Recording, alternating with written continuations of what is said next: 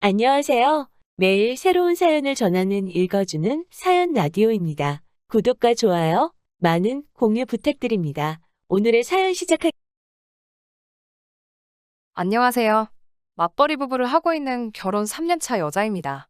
엄밀히 말하면 맞벌이 부부를 하고 있더니 맞겠네요. 최근에 도무지 나아질 생각이 없는 상황 때문에 9개월 전 재택근무로 전환되었고 회사 사정이 나아지지 않는다는 이유로 권고사직 요청이 들어왔어요. 이 사태가 끝난 후 상황이 나아지면 다시 부르겠다는 약속만 굳게 믿고 있는 상태로 기약 없이 기다리고만 있을 수밖에 없었어요. 갑작스럽게 원치 않게 잘 다니고 있던 회사를 못 다니게 된 것보다 집에 있게 되면서 받게 된 스트레스가 너무 크네요. 사실 회사에서 아직도 일을 하고 있었다면 이런 곳에 제 사연 하나 보낼 일 같은 건 당연히 없을 거라고 생각했어요. 출퇴근하는 지하철에서 듣기만 하다가 직접 제가 사연을 쓰게 되다니 정말 상상도 해본 적이 없네요.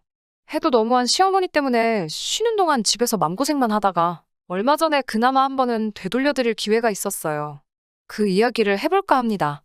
제가 권고사직을 당한 뒤 얼마 후 뜬금없이 시어머니한테서 먼저 연락이 왔어요.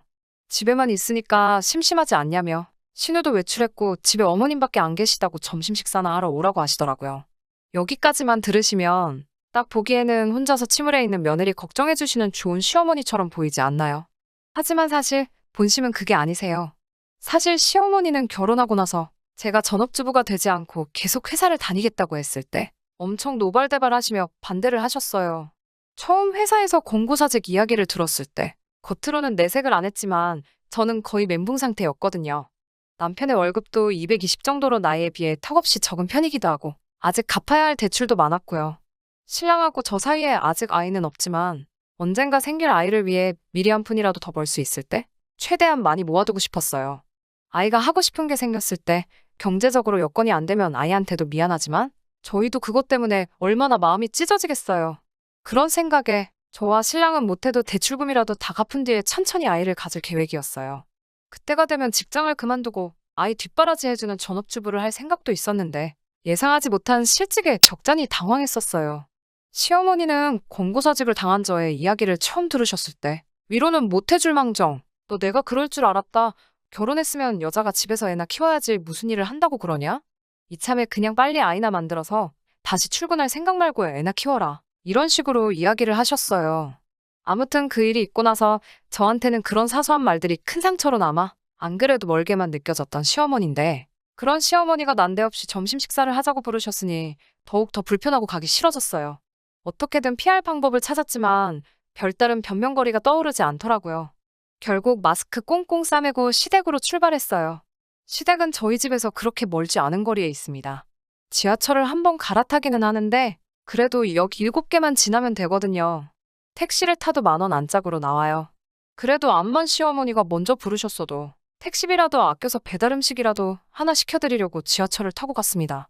도착하자마자 시어머니는 대뜸 왜 이렇게 빨리 왔냐며 대번에 혹시 택시 타고 온 거냐고 물어보시더라고요. 지하철 탈 때부터 환승하는데도 열차가 빨리 도착해서 그랬다고 대답하니 의심쩍은 눈초리로 저를 쳐다보셨어요. 이미 저를 맞아주셨을 때부터 쌀쌀맞은 표정이셨는데 그렇게 보자마자 기분 나빠하실 거면 뭐하러 부르셨는가 싶더라고요.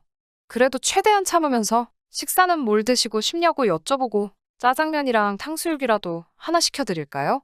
하고 물어봤어요. 시어머니는 그 말에 너는 이제 돈도 못 벌면서 무슨 탕수육 소리를 하고 있느냐면서 밥 차려줄 테니 식탁에 앉아있으라고 하시더라고요. 점심 식사하자고 부르셨는데 냉장고에서 밑반찬 몇 개 꺼내서 식은 밥 전자레인지에 대충 데우시더니 식탁 위에 올려주셨어요. 밥은 언제 하신 건지 누래져서 냄새까지 올라왔어요. 뭐하러 부르신 건가 싶었던 게 시어머니는 벌써 식사를 하셨다고 저만 먹으라고 하더라고요. 저 혼자 밥을 먹고 있는 내내 시어머니는 제게 따로 아무런 말도 하지 않으셨어요. 밥을 다 먹어갈 때쯤에나 되어서 시어머니가 제 회사에서는 무슨 연락이 있었느냐고 물어보시더라고요. 기다리고는 있는데 아직 아무 소식 없다고 말씀드렸죠. 시어머니는 먼저 그렇게 물어보셔놓고는 제 대답이 만족스럽지 못했던 건지 또 아무 말씀 없으셨어요. 정적은 제가 식사가 끝나도 계속 이어졌어요. 시어머니는 거실 소파로 가서 앉아 텔레비전을 켜셨고 저도 먹은 거 설거지를 하고 와서 한 칸 건너 자리를 비워두고 소파에 앉았죠. 같이 한 공간에 있는 것도 불편한데 거기에 아무 말씀도 없으시니 그게 더 불편했어요. 오죽하면 평소처럼 시비라도 걸어주셨으면 하는 생각이 들기까지 했으니까요. 시계를 보니까 신랑이 퇴근할 시간이 한참 남았었는데 그래도 그걸 핑계 삼아서 자리에서 일어났어요. 같이 밥 먹자고 부르셔놓고는 저만 오래돼서 누래진 밥 주시고 진짜 왜 부르신 건가 싶었으니까요. 남편 퇴근할 시간이 다 되어가지는 않았지만 저녁을 준비해야 된다는 이유로 이제 그만 가봐야겠다고 말씀드리고 일어났어요. 시어머니는 잠깐만 기다려보라며 줄 게 있다고 하시더니 베란다로 들어가셨어요. 시어머니는 베란다에서 나오시면서 안쪽이 살짝 비치는 하얀색 반투명한 비닐봉지를 들고 나오시더라고요. 희미하게 비치는 봉지 안에 들어있던 건 이빨로 베어문 자국대로 분홍빛 과육이 듬성듬성 남아있는 누가 봐도 다 먹고 버린 수박 껍데기였습니다. 베란다에 두신 지는 한참 된 건지 봉지 안에 새까만 깨알 같은 게 이리저리 날아다니는 게 초파리까지 생겨있더라고요. 줄 게 있으시다더니 음식물 쓰레기를 들고 나오시길래 처음엔 뭔가 싶었지요. 집에 가는 길에 버리라는 건가 싶어 봉지를 받으면서 제가 대신 버려드릴까요? 했더니 시어머니가 오늘 저를 부른 본심을 드러내셨어요. 이걸 아깝게 왜 버리냐면서 어제 먹고 남은 건데 텔레비전 보니까 수박 껍데기로 찌개 끓여 먹으면 아주 맛있다고 들었다 하셨어요. 그리고는 저보고 그걸 가져가서 집에서 찌개를 끓여 먹으라는 것 아니겠어요? 이빨 닿은 부분을 다 제거하고 반찬통에 정갈이 담아주셨다 해도 가져갈까 말까 한 것을 초파리가 윙윙 꼬여 있는 상태로 봉지째 주면서 대뜸 그걸로 또 찌개를 끓여 먹으라니 누가 그걸 가져가고 싶겠어요? 그래서 아니라고 신랑하고 오늘 같이 해먹으려고 사놓은 밀키트가 있어서 필요가 없다는 식으로 돌려서 대답했어요. 그러자 시어머니가 대번에 누가 아들 먹이라고 주는 건 줄 아느냐며 저보고 내일 점심에 해먹으라고 주는 거라 하시는 거예요. 저는 제가 잘못 들었나 싶어서 네? 그게 무슨 말씀이세요? 하고 대답했지요. 이어지는 시어머니의 대답에 저는 할 말을 잃고 말았습니다.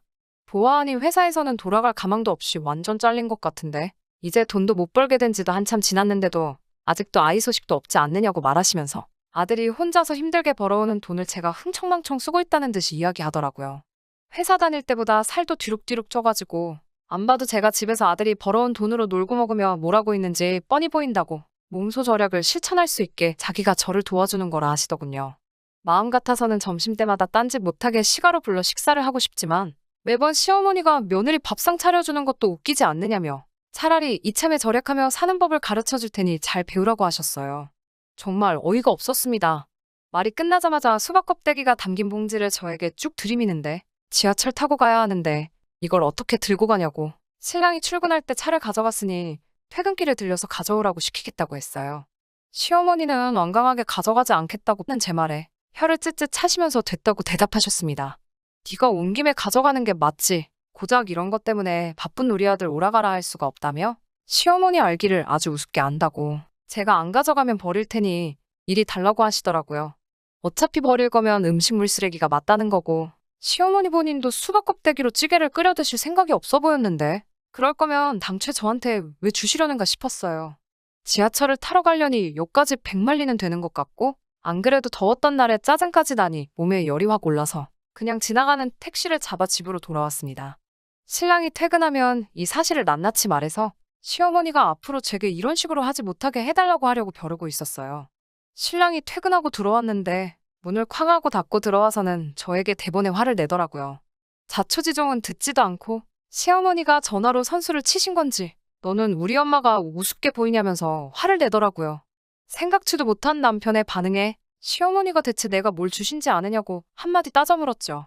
돈도 못 버는 게 집에서 밥만 축낸다고 먹다 버려서 초파리가 들끓고 있는 수박 껍데기로 찌개를 끓여 먹으라 주셨다고 하니 남편도 그 말에 할 말이 없었는지 아무 말도 잊지 못하고 부들거리고만 있었어요. 그렇지만 저에게 또 바로 사과하자니 그건 남편에게 자존심이 허락을 하지 않았는지 저에게 다시 화를 내면서 말했어요. 시어머니가 걱정해서 신경 써주신 건데 아무리 싫어도 그렇지 신경 써서 주신 걸 됐다고 면전에다 대고 싫다고 하는 게 맞냐고 그거야말로 우리 엄마 성의를 무시한 게 아니냐며 끝까지 제 입으로 제가 잘못했다고 말하는 꼬라지를 보고 싶은가 싶더라고요. 그래서 그렇게 수박 껍데기가 좋으면 너가 가져와서 실컷 처먹으라고 말하고 저도 남편이 했듯이 문을 부서져라 닫아버리고 방 안에 틀어박혔습니다. 그렇게 한동안 신랑하고는 말 한마디 주고받지 않고 지냈어요.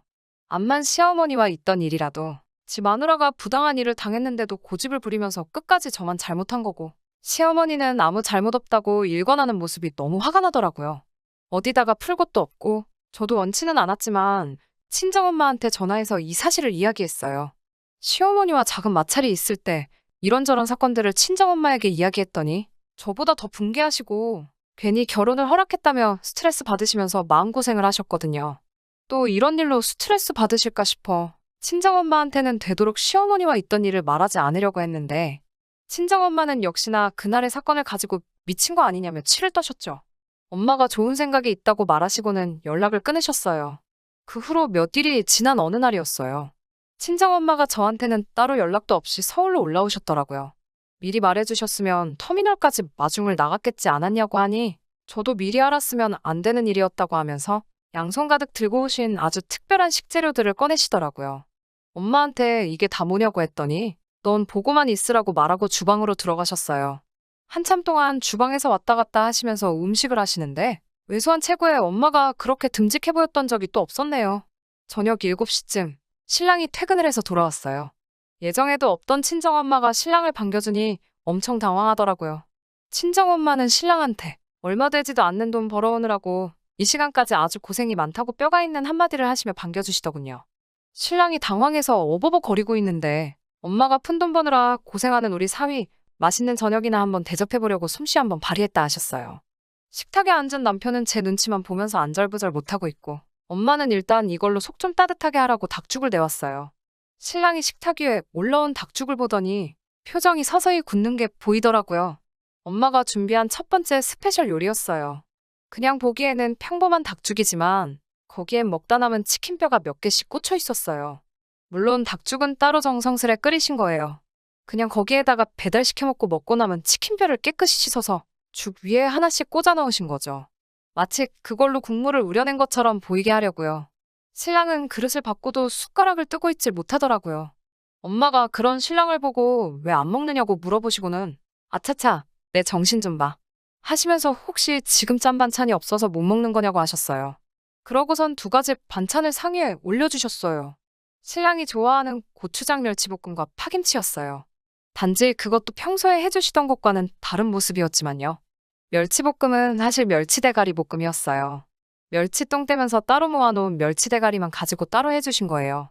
손질하신 제대로 된 멸치로도 따로 멸치볶음을 해주셨고 그건 나중에 저희 먹으라고 냉장고에 숨겨서 넣어두셨어요. 파김치는 얼마 전에 친정엄마가 집에서 파김치를 담그고 나서 오늘을 위해 파뿌리만 따로 모아두셨다고 하더라고요. 그걸 오늘 가져오셔서 새로 빨갛게 묻혀놓으신 거예요. 하지만 행여나 먹다가 돌이라도 씹을까봐 제가 보는 앞에서 파뿌리 하나하나씩 정성스레 씻으신 거였어요. 엄마가 할 때 그건 저도 하나 먹어봤는데 생각보다 엄청 맛있더라고요. 표정이 일그러져 음식 한 술 못 두고 이러지도 저러지도 못한 채 당황하고 있는 신랑을 보니까 속이 뻥 뚫리더라고요. 어머니는 왜 한 숟가락도 뜨지 않는 거냐며 아직 메인 메뉴가 남았다고 하시고 갈비탕을 올렸습니다.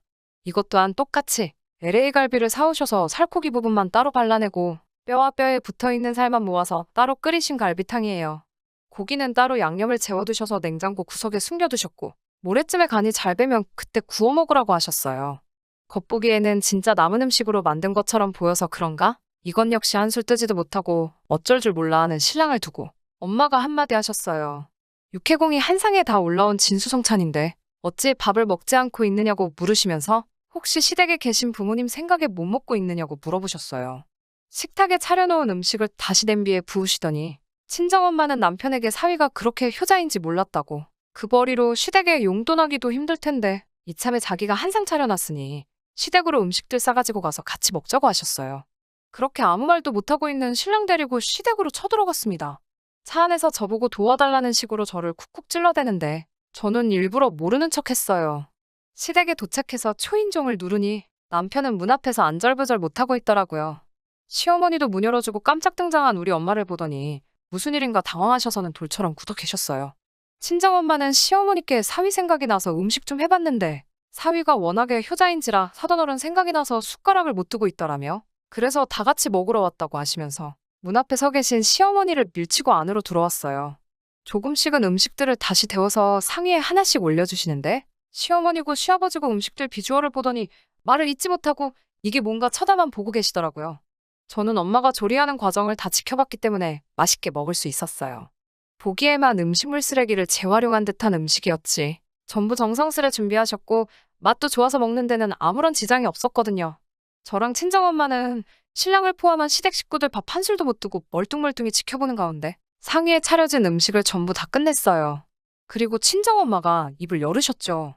다 깨끗한 재료로 만든 거고 못 먹을 거 드린 거 아니라면서 음식들은 전부 깨끗한 재료들로만 만든 거라 설명해 주셨어요. 당장 사부인도 재활용된 재료로 만든 듯한 음식을 못 드시는데 그깟 돈 얼마 못 번다고 음식물 쓰레기로 반찬해 먹으라고 주신 건 해도 너무하신 거 아니냐고 따지셨어요. 직장을 잃은 게 제가 아니라 사위였다고 해도 음식물 쓰레기를 먹으라고 주지는 않으실 테지요? 그러니 앞으로 이런 식의 일로 제 딸한테 연락받는 일은 없었으면 좋겠습니다. 하고 말씀하셨어요. 친정엄마의 출동에 시어머니는 꼼짝도 못하고 꿀먹은 벙어리 마냥 대답도 못한 채로 저희가 보는 앞에서 친정엄마가 해주신 음식을 뜨셨어요. 저희가 집에 돌아가는 길에 시어머니께서 저희 엄마를 따로 불러서 죄송하다 사과하시고 저한테도 미안하다고 짧게 한마디 하셨어요. 그때 일로부터 벌써 4개월이나 지났어요. 먼저 다니던 회사에서는 끝내 연락이 오지 않았지만 저한테 몇 군데 회사에서 먼저 같이 일해보고 싶다는 스카웃 제안을 받았습니다. 심지어 그때보다 월급도 더 많이 받게 되었어요. 신랑에게는 이제 제가 신랑보다 2배 가까이 벌게 되었는데 이참에 신랑에게 너가 전업주부를 하는 게 어떻겠냐고 적어도 음식물 쓰레기로 점심을 때우라고 하진 않겠다고 장난식으로 이야기를 합니다. 남편은 그때 생각을 하면 아직도 소름이 돋는다고 경기를 일으키며 장난치지 말라고 말해요. 물론 이 사건들이 시어머니 자존심을 건드렸는지 요즘은 따로 저를 부르시거나 연락하는 일이 없기는 한데 차라리 그렇게 안 보고 지내니까 오히려 마음은 더 편하네요. 신랑도 그날 이후로 제 눈치를 보고 있고요. 모자란 것도 없는데 매번 시댁에 당하고만 살다가 친정엄마 덕분에 기펴고 살 수 있게 되어서 너무 좋습니다. 이래서 다들 친정엄마, 친정엄마 하는가 봐요. 긴 이야기 들어주셔서 감사합니다. 오늘의 사연은 여기까지입니다.